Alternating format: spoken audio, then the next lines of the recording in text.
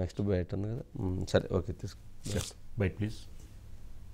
దాదాపు 400 పంచాయతీలు అనుకుంటే నేను ఒక్కొక్క పంచాయతీకి వ్యక్తిగతంగా నా తరపు నుంచి 1 లక్ష రూపాయలు డైరెక్ట్ పంచాయతీకి వెళ్ళేలాగా ఎలాగ ఉండాలి అనేది అనుకుంటున్నాను. మన సోదర రాష్ట్రం అయిన తెలంగాణకు కూడా నేను ₹1 కోటి నిధిని నేను విరాళంగా ప్రకటిస్తున్నాను. గౌరవ ముఖ్యమంత్రి శ్రీ రేవంత్ రెడ్డి గారికి నేనే స్వయంగా అందజేస్తాను. దాదాపు 400 పంచాయతీలు.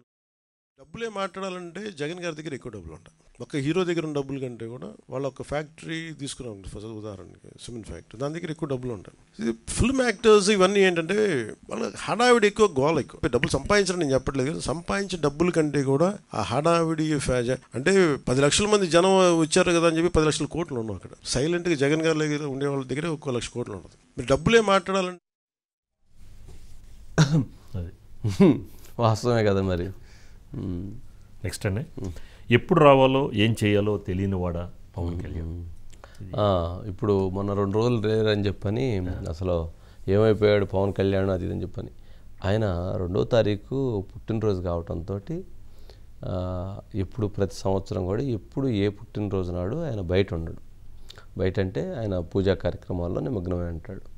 సరే, అది ఒక్కొక్కరు ఒక్కొక్క జన్మదిన సందర్భంగా ఒక్కొక్కరైనా బాగా సెలబ్రేషన్ చేసుకుంటారు, ఒక్కొక్కరైనా టెంపుల్కి వెళ్తారు, ఒక్కొక్కరైనా టూర్స్ వెళ్తారు, ఇట్లా రకరకాలుగా ఒక్కొక్కరు ఫ్యామిలీతో స్పెండ్ చేస్తారు.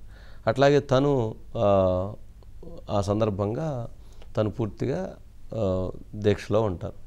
మరి ఆ 2వ తారీఖు ఇటువంటి విపత్తు వస్తుందని తెలిసి మొత్తం జన్మదిన వేడుకలు మొత్తం రాష్ట్ర వ్యాప్తంగా క్యాన్సిల్ చేసి అందరూ కూడా సేవా కార్యక్రమాల్లో పాల్గొన్నారు. దాదాపు ప్రతి ఒక్కరూ సర్వీస్ చేయటంలో జన సైనికులు మొత్తం నిమగ్నం అయిపోయారు. పవన్ కళ్యాణ్ గారి ఫ్యాన్స్ కానీ అట్లాగే జన సైనికులు కానీ వీరమహిళలు కానీ అందరూ నిమగ్నం అయిపోయారు. మరి ఆ 2, 3 తారీఖుల్లో ఆయన లేడు, అసలు ఏమైపోయారు అని చెప్పని ఇక వైసీపీ సోషల్ మీడియా కొన్ని విపరీతమైనటువంటి విమర్శల దాడి కొనసాగిస్తూ వచ్చారు.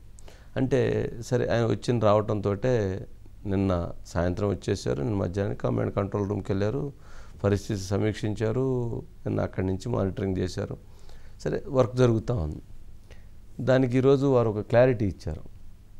నేను వెళితే ఇప్పుడు సింగనగర్ వెళ్ళి పవన్ కళ్యాణ్ గారు పరామర్శకు వెళ్ళారనుకోండి, అక్కడ ఉన్నటువంటి పరిస్థితి ఏంటంటే అది ఎంతటి నష్టం జరిగిద్ది అనే దాన్ని ఒకసారి వారి మాటల్లోనే బయట ఉందా ఒకసారి ప్లే. తారీఖు అనుకున్నప్పుడు అందరూ ఏమన్నారంటే, మీరు వస్తే ఇది మాకు ఈ రిలీఫ్ ఆపరేషన్స్కి ఇబ్బంది అయిపోద్ది, మాకు దయచేసి మీరు ఈ రిలీఫ్ ఆపరేషన్ మీరు అడ్డమైపోతారని చెప్పేసి వారి సూచన మేరకు నేను ఆగిపోవాల్సి వచ్చింది. మెయిన్ అధికారులు పాపం గత 72 గంటల నుంచి వాళ్ళు నలిగిపోతాను నిద్రాహారాలు లేకుండా. సో వాళ్ళని దృష్టిలో పెట్టుకొని మళ్ళీ నేను వెళ్ళి సహాయపడాలి కానీ మళ్ళీ అది అదనపు బరువు అయితే మళ్ళీ రెస్క్యూ ఆపరేషన్స్ ఇబ్బంది కలగకూడదని చెప్పి నేను ఇంకా దీన్ని విమర్శించాలని ఎవరన్నా వైసీపీ నాయకులు అనుకుంటే భవిష్యత్తులో ఎప్పుడైనా సరే మీరు నాతో పాటు రావచ్చు, ఎక్కడికైనా సరే నాతో పాటు నా కాన్వాయ్లో తీసుకెళ్తాను, మిమ్మల్ని నాతో పాటు నడవండి, ఎలా ఉంటుందో మీకు అర్థం చేసుకున్నప్పుడు అప్పుడు మీరే సలహా ఇస్తారు. ఒకసారి నిజంగా పవన్ కళ్యాణ్ గారితో వెళ్ళాలి. ఎందుకు వెళ్ళాలి అని అంటే, వెళితే వాళ్ళకి అర్థమైంది గ్రౌండ్ లెవెల్. మనం పిఠాపురం ఆఖరి ఎలక్షన్ రేపు అనంగా ముందు రోజు పిఠాపురం వెళ్ళాను. సరే, ఒక ఇంటర్వ్యూ చేద్దామని వెళ్తే పాపం ఇంటర్వ్యూ చేసిన తర్వాత ఏదో టెంపుల్కి వెళ్తుంటే ఆ టెంపుల్ దగ్గరికి మనం కూడా వెళితే ఆయన దిగి నడిచే ప్రయత్నం చేస్తుంటే ఇక నా పైన పడితే ఎట్లా ఉందంటే ఒక ప్రవాహం వచ్చినట్టు వచ్చేసింది. ఎట్లా ఆయన ప్రతి ఒక్కరూ ఏం కోరుకుంటారంటే పవన్ కళ్యాణ్ గారిని షేక్ హ్యాండ్ ఇవ్వాలని కోరుకుంటారు. కొంతమంది ఏమైనా షేక్ హ్యాండ్ దాకా తీసుకొస్తే అసలు హగ్ చేసుకుని పిసికేయాలని కోరుకుంటారు. ఫ్యాన్స్కి ఉండేటువంటి అదొక రకమైన ఆ ప్రేమ, ఆ పిచ్చి ప్రేమతో వాళ్ళు ఏం చేస్తారంటే షేక్ హ్యాండ్ అంటారు. షేక్ హ్యాండ్ అన్నప్పుడు షేక్ హ్యాండ్ ఇట్లా ఒకరు చేయి ఉండదు కదా, ఒకరికొకరు ఉండదు, 10 మంది అట్లా పెట్టేస్తారు. వాళ్ళ చేతికి గోల్డ్ ఉంటాయి, పాపం ఇట్లా పెట్టి ఇట్లా లాగితే అవన్నీ గీతలే పడిపోతాయి అన్నమాట. అందుకని ఆయన ఫుల్ హ్యాండ్స్ చేస్తారు, చూసారా? సగం రీజన్ ఏంటంటే వేసి గీకేస్తారు. పాపం గీకేటువంటి ప్రేమతో వాళ్ళకి ఆ గోరు ఉంది, ఆ గోరు ఆయన గీసుకునిద్ది అనేది పాపం వాళ్ళకు ఉండదు. వాళ్ళు ఏంది, మనం పవన్ కళ్యాణ్ గారిని ముట్టుకున్నామా, అది పవన్ కళ్యాణ్ గారిని కౌగిలించుకున్నామా, మన అభిమానాన్ని చాటామా, మన ప్రేమను చాటామా, మన ఆప్యాయతను చాటామా, అసలు ఆయన ఈ జీవితం ధన్యమైపోతుంది ఒక్కసారి ఆయన గట్టిగా ప్రేమతో పట్టుకుంటే అనేటువంటి ఆ అభిమానం వాళ్ళని ఆ రకంగా తీసుకెళ్తుంది. సరే, ఒకరా ఇద్దరా అంటే 10 మంది అంటే కాదు, లక్షల మంది లక్షల మంది ఆ రకంగా చేస్తే పట్టుకుంటే లాగితే ఇంకేముంటుంది. ఇక అలాంటి పరిస్థితి ఉంటుంది. ఒక్కసారి ఆయన దగ్గర నుంచి కనుక ఒక్క నిమిషం కనుక జారిపి ఒక్క సెకండ్ కనుక పక్కెళ్ళామా ఇక తొక్కేసి నెటో పడిపోతాయి, ఇక మనకు వెళ్ళాము. అందుకని ఏదున్నా సరే ఆయన పక్కన అట్ట నుంచొని ఉంటే తప్ప, అట్ట నుంచొని ఉంటే పక్కన ఆయన పక్కన నడిస్తే తప్ప మనం ముందుకెళ్ళాం. ఒక్క సెకండ్ అటు చూసి ఇట్లా వెళ్ళేటప్పుడు వెళ్ళిపోతాం. వంశీ గారు మీకు ముందుగానే చెప్తున్నాను, మీరు నా పక్కన అడుగు నుంచి అడుగు పక్కకు జరిగారా ఇక మీ ఇష్టం అన్నారు. సరే ఆయన అన్నట్టుగానే సరే ఒక కొద్ది దూరం వెళ్ళిన తర్వాత నేను ఏదో పక్క నుంచి కేకలు తిరిగి చూసేటప్పటికి ఆయన 2 అడుగులు వేసారు, నెట్టి పక్కన వేసేసారు, అయిపోయింది. ఇక్కడ చూస్తే ఆయన ఎక్కడో ఉన్నారు, నేను ఎక్కడో ఉన్నాను. అందుకని నిజంగా వైసీపీ వాళ్ళని కనుక జగన్మోహన్ రెడ్డి గారిని తీసుకెళ్తే పోయిద్ది అసలు ఒకసారి పవన్ కళ్యాణ్ గారితో. అంటే వాళ్ళకి అర్థం కూడా అయ్యిద్ది అసలు ఏంటి ఆయనతోటి వెళ్తే పరిస్థితి ఎట్లా ఉంటుంది, ప్రమాదం ఎట్లా ఉంటుంది. ఒక 3 years బ్యాక్ 4 years బ్యాక్ అనుకుంటా, అప్పుడు ఇంకా వారాహి ఎన్ని లేవు. ఒక ఎందుకో రోజు ఇంటి దగ్గర కలిసినప్పుడు ఇట్లంతా చేతికి ఏదో చుట్టుకొని ఉన్నారు. ఏంటి దాన్ని సరే 2 సార్లు చూశాను, ఇక నా అడుగుదాం వద్దా, అడిగితే బాగుండదు అని చెప్పి జనరల్గా ఎట్లా అడుగుతాం, ఏంటండి ఏంది చేతికి అని అడగలేం కదా తొందరగా అన్నప్పుడు, సరే కొద్దిసేపటి తర్వాత వాళ్ళు ఎవరినో తీసి మళ్ళీ చుట్టుకోవడానికి తీశారు.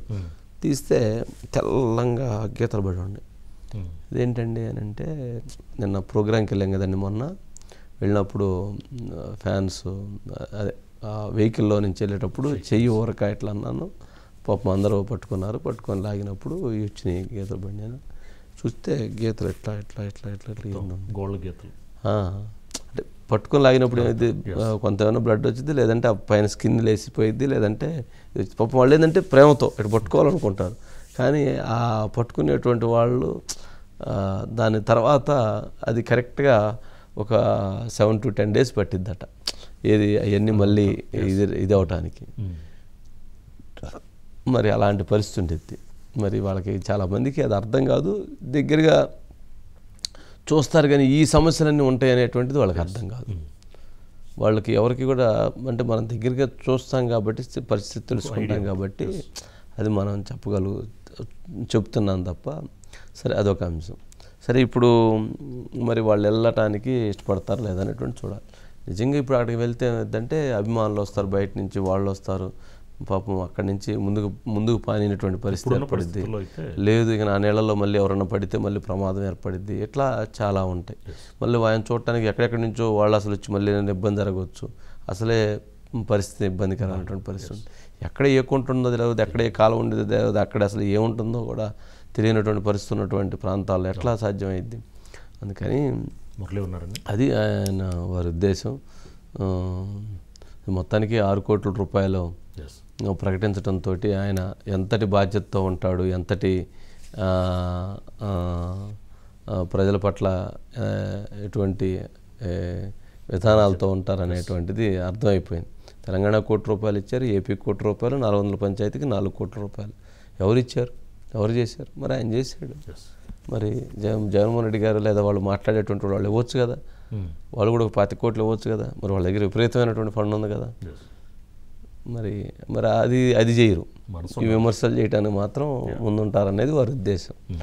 సరే మురళి ఏంటి? Good evening. ఏంటి మరి తీసుకెళ్తారా? మరి పవన్ కళ్యాణ్ గారు ఎవరిని పిలుస్తారు?